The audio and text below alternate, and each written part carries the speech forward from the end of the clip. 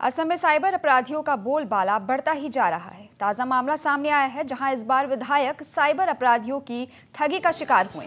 मामला तब सामने आया जब दक्षिण अभयापुरी के विधायक प्रदीप सरकार ने बैंक खाते से 80 लाख रुपए गायब हो गए। अपराधियों ने विधायक के 3 बैंक खातों से करीब 80 लाख रुपए लूटे हैं। बताया जा रहा है कि एक व्यक्ति खुद को प्रदीप सरकार बताकर बैंक पहुंचा था और एसबीआई की 3 शाखाओं में केवाईसी बदलकर इतनी बड़ी रकम लूट ली।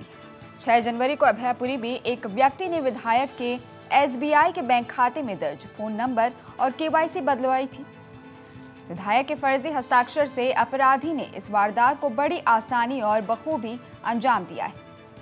मीडिया से बात करते हुए विधायक प्रदीप सरकार ने कहा कि वह 6 जनवरी को अभयापुरी में नहीं थे।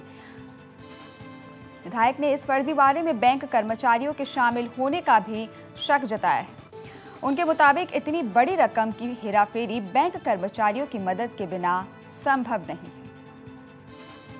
29 नवेम्बर मैं बैंक যাব লগা হল কিবা এটা বস্তু কিনিম বুলি এজনক 10 লাখ টাকা পেমেন্ট কৰিব লাগে।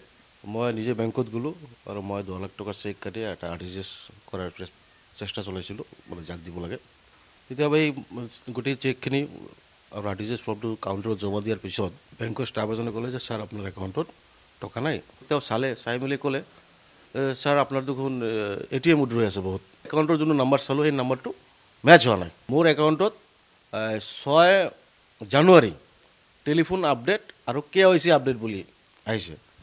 6 জানুৱাৰীত মই অভাৱিত নাই। 6 জানুৱাৰীত মই গুৱাহাটীত আছিলোঁ। কেনেকৈ মই আপডেট দিম কেৱাইসি?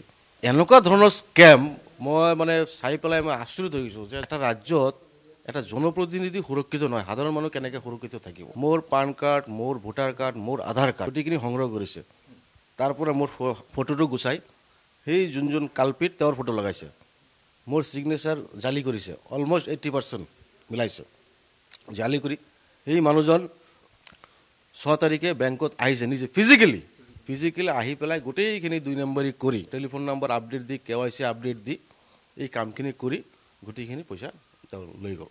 ষ্টেট বেংক অভয়াপুৰী শাখাত সাধাৰণ জনতাৰ যদি নিৰাপত্তা নাথাকে, য'ত বিধায়কৰ টকা হল্লুকি হ'ল, আজিলৈকে এতিয়ালৈকে তাৰ কোনো উমান পাবলৈ সক্ষম হ'ব পৰা নাই। প্ৰবঞ্চনাটো তেওঁৰ গোটেইখিনি কাগজ জালিয়াতি কৰা হৈছে। বহিৰাজ্যৰ চক্ৰ নেকি?